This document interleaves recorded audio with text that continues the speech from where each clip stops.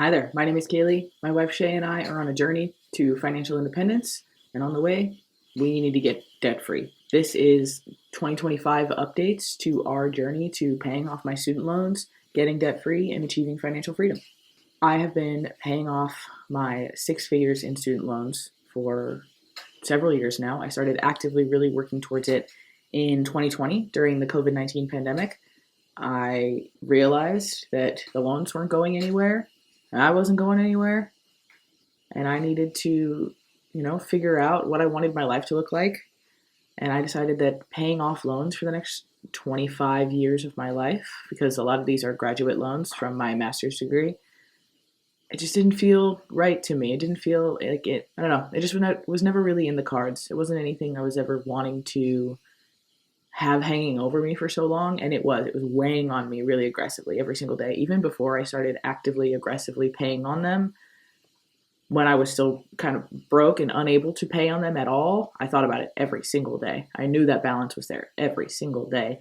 It was something that I wanted to work on. I didn't know how, I didn't know what to do, I didn't know where to start. And the conversation around student loans during the COVID pandemic and the interest pauses and the changes in plans and all of these things kind of brought things to the forefront. And I realized that this was a big deal. It wasn't something I could ignore.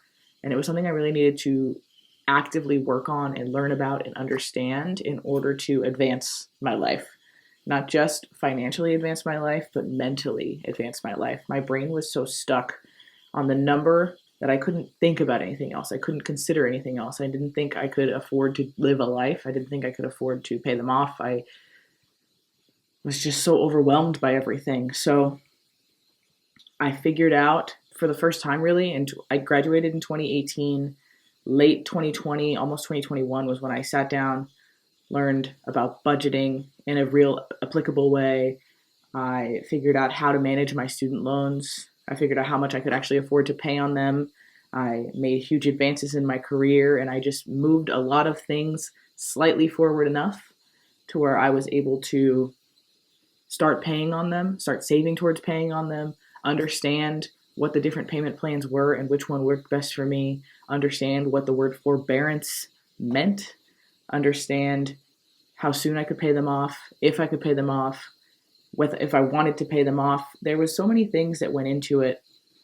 And it is overwhelming and it is difficult, especially when we're talking about the kind of numbers that I was talking about. I had over $170,000 in student loan debt by the time I graduated with my master's degree, which is crazy. Wouldn't recommend it. Wouldn't recommend doing that if you have any other options. And even if you don't, I wouldn't recommend doing that. I wouldn't do it again. But that's where we were. It's where I was. It's all that I could only start from where I was. And where I was desperate. So I found the program called YNAB, known as You Need a Budget. And I learned about budgeting and figuring out how much my life actually costs and how much I was earning and the difference in those two numbers and how I could bridge the gap and put any extra to the student loans. And that's where we are now. So that was in late 2020, early 2021. I'll link my first few videos on my student loan journey down below. But this whole video is going to be 2025 updates, where we are right now, what the vision is looking like for the student loans in the future, how I handle it in YNAB right now, because it has evolved over time as YNAB has changed, as my income has changed, as my life has changed. So I'll talk about how I have it set up in YNAB, how I handle it in YNAB and my paychecks and all those things. I'll talk about where we are with the current payoff plan that I am on with the government, as well as how I'm handling it in my personal life. And then we'll talk about my goals for student loan paydown in the year 2025. Like I said, my wife is a big factor in how much I'm able to do because she very graciously and wholeheartedly has accepted me in this student loan journey and all of these things. And we are aggressively tackling them together and we're making progress. And if I could, sit my 2020 self down and say, hey, everything's going to be okay, you're going to figure it out, I think it would have taken so much weight off my shoulders at that time. But I'm really proud of the work that I've done so far. I'm proud of the progress we've made so far.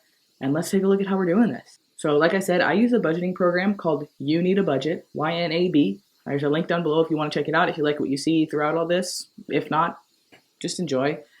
This was what works for me. It's not going to work for everyone, but we're really enjoying the kind of control it makes me feel over my finances, which is not how I felt in 2020 when I started this journey. So this is our regular spending budget. So this is anything that comes into this budget is what our life costs, quote unquote. I'm using a lot of quotes and a lot of generalization, and I'm moving my hands a lot because you'll notice that none of these say student loans. There are student loans. There is this here. I do track how much the student loans are, but I'm not paying the student loans out of my daily spending budget. I found when I started, and honestly still somewhat now, looking at this number every day is stressful enough. But looking at every single one of these lines every single day was way worse. It was really difficult for me to look at every single individual thing that I'm working on right now every single day. It was really stressful for me. So what I did was, number one, I decided where I wanted my student loan payments to come from. So my company lets me allocate what amount of my paycheck I want to go where. So I have our daily spending account. That's attached to that other budget that we just looked at. That's where all of our personal daily finances live. All my bills come out of there, all those things. And then I have attached to that checking account a separate savings account. It's just like a regular Chase savings. It has no real good benefits. There's like a tiny percentage of interest every month, but it's like negligible. Not great for long-term holdings of cash, but that's okay because my intent is I have my company split $300 of every paycheck. That's $300 a week. That is the amount after, looking at our expenses, looking at how much we can afford. $300 every week never enters that other budget and goes into a separate account. That account is the savings account attached to my Chase, like I said, and that lives only in this budget. The only money that goes into it and out of it is money that I have set aside for the student loans. This is my student loan account. Nothing else. It does not intermingle with anything. I don't see it in my daily spending. I don't consider it part of my daily spending. And it happens automatically. That changed everything. When I started doing this automatically and took my brain and my thoughts and the activity out of it, it happened painlessly. It started happening every single week without me even thinking about it.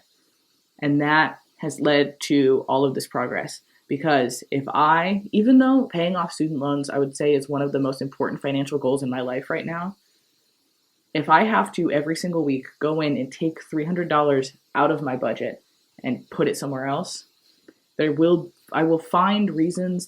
Things will come up. There will be emergencies that are not really emergencies.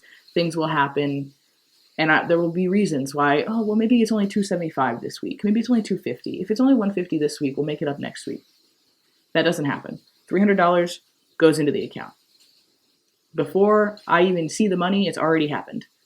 I wake up in the morning like, I got paid. I got paid my paycheck minus $300 because I don't even see that.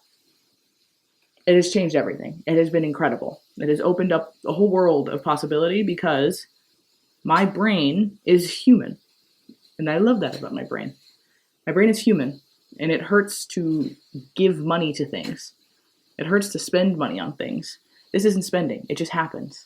So I have every single student loan account because, if you're not somebody who has a lot of student loans, when you get student loans, every semester, every different kind of loan, everything is all split into different individual loans. So I had, when I first started, actually 16 different loan accounts.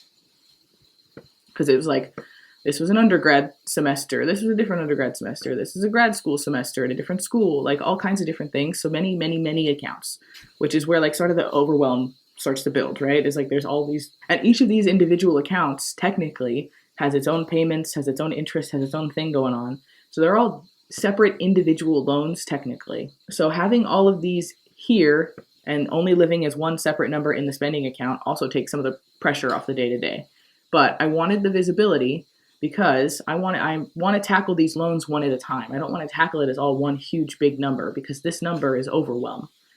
And as you can see, I've said it several times already, overwhelm is the enemy of this whole process. Because as soon as I get overwhelmed, I stop paying attention and I don't want to engage actively anymore. Whereas if I can break this out into chunks and work on it a little bit at a time, you can have the small victories throughout. Dave Ramsey does the debt snowball method, where you pick the smallest, pay it all off, and then pay the next one, and then pay the next one, and then pay the next one, because those small wins psychologically are great for the human brain. Accommodating the human brain in this whole process is the best thing you can do, because your brain, while in charge of everything we do and incredible at processing things, if you get overwhelmed and you stick your head in the sand and you don't pay attention to what's going on, your brain can be an enemy to the process as well. It's difficult. So we have all of these loans all broken out in YNAB. Each one is attached to its own individual thing.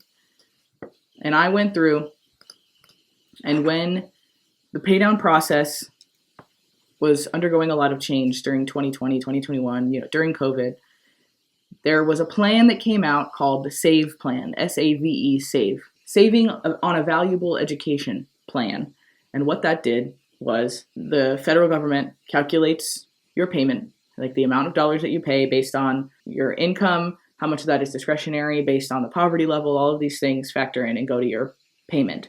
And if your payment is less than your interest is, which for a lot of people, especially if you have a large amount of loans and an income that is, I don't want to say low, but like anyone with an income could probably say that an interest on this large amount of loans, especially when it was in the 170s, the interest is vast. And so what it does is if your payment is $300, but your interest is $8, it forgives that $500 gap. So instead of your loans growing perpetually, it kind of puts a stopgap on that. So if your payment is $300, but you're paying $350, that $50 isn't just going to the rest of the interest, it's paying down the principal, so you can still make progress.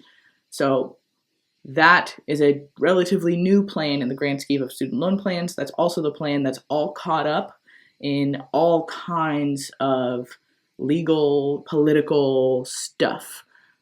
I don't know. I'm not a lawyer. I'm not a politician. All I know is I signed up for this plan. It was really beneficial to me, and I started making progress. What also helped make progress was that because of all the legal challenges this plan has been facing, it keeps getting held up in courts and put on what is called an interest forbearance. And what that means is that these loans are not generating interest currently. So any amount of money that you pay on these loans was going directly to the principal balance. I have paid interest on my loans for like 6 to 8 months of the last 5 years that they've been going on, just because of all the, when COVID, there was a payment and interest pause, and then the courts and the payment and interest pause, and there's a lot of stuff happening.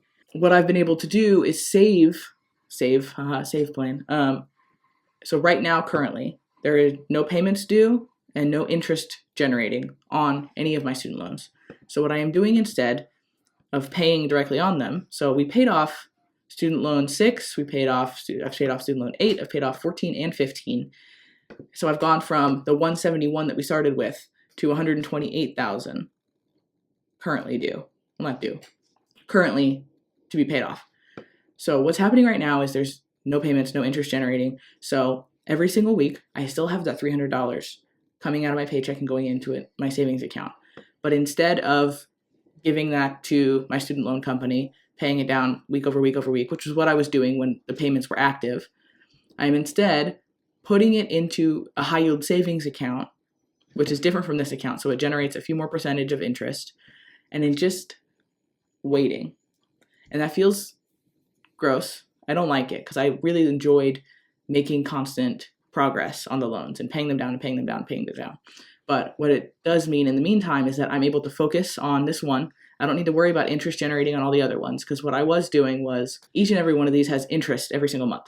And so I was paying interest minimums on every single account up to the $1,200 that I would, every single 4 weeks in a month generally. I know there's 5 in some, but 4 weeks in a month paying my $300 a week. And what that means is that I can pay the interest, so none of them grow in balance at all, and then throw everything else at one. And so I'm still making progress, but now that there's no interest on these ones, I'm able to throw all $1,200 or more at this one specific loan. And so this is all sitting in a high yield savings account, generating interest, growing a little bit every single month, collecting and collecting.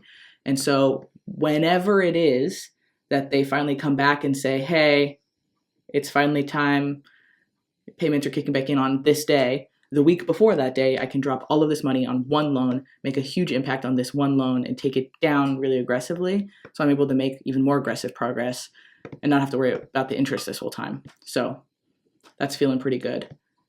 I personally am doing not the Dave Ramsey debt snowball method, but something called the avalanche, where I focus on the highest interest rates first.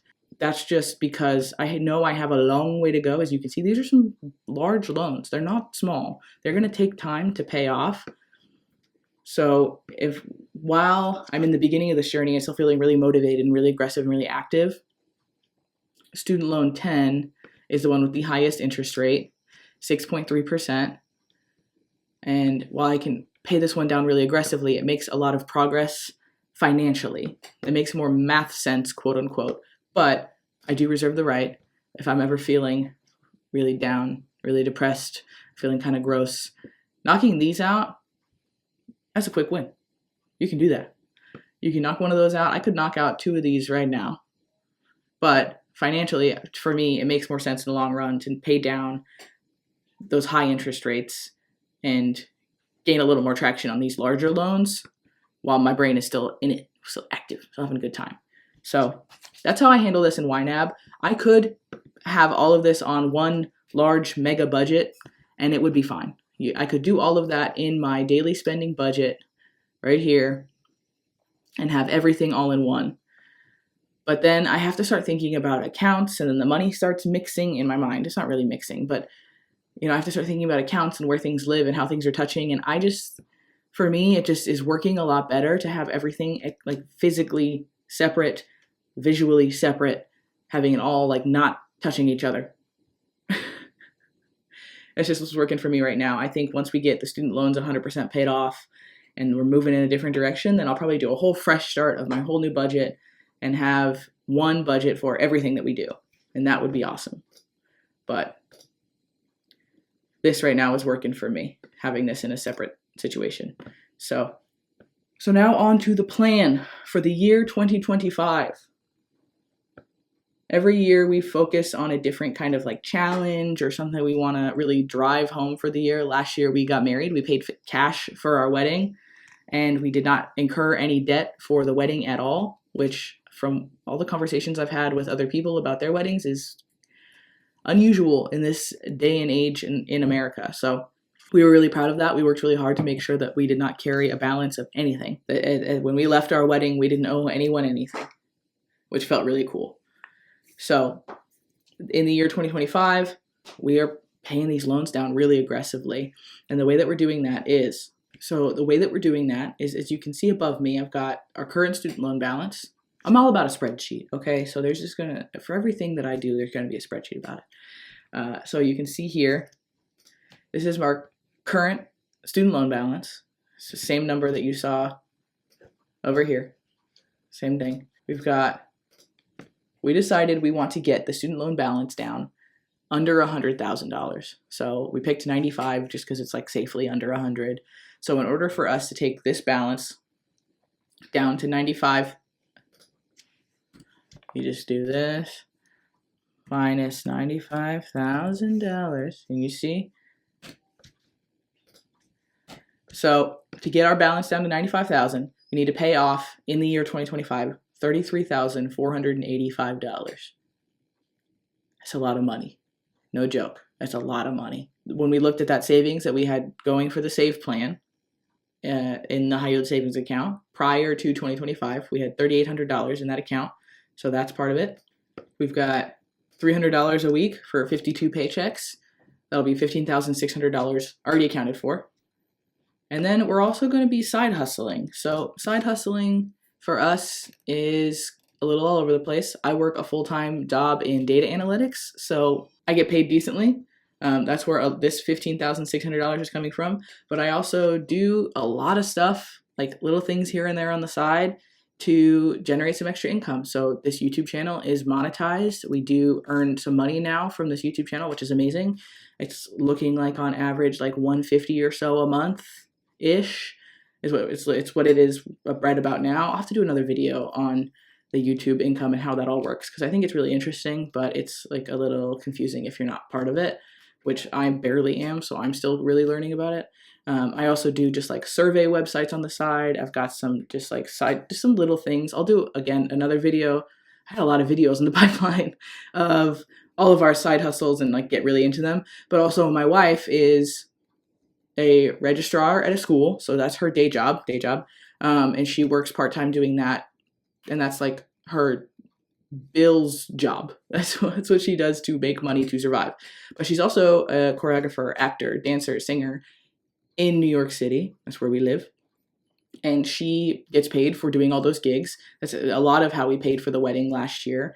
And a lot of that is, like side hustle, because we don't consider that to be part of our daily expenses.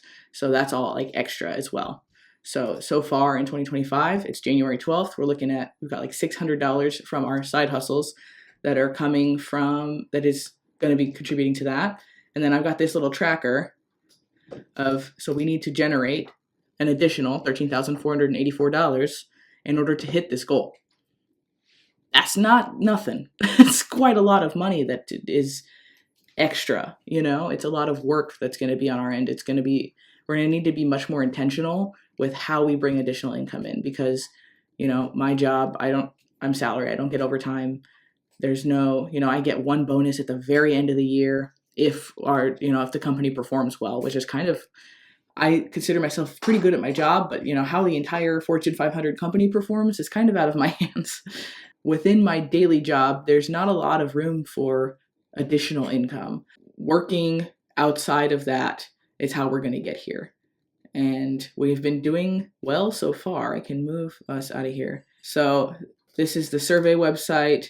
This is another little thing I do on the side. This is Shay's acting gigs that she works really consistently with one theater company. So I probably could just put theater here, because there's, she also does some other dance things or just her art stuff. YouTube is going to be one of the consistent ones that I focus a little bit more on. And then back market is just, we sold some stuff. After Christmas, we had replaced some things in our house and we sold some stuff. So just little things like that throughout the year add up fast. As you can see, those are all little things that we've done throughout the year. And we're already at $600 extra to the student loans, and it's January 12th.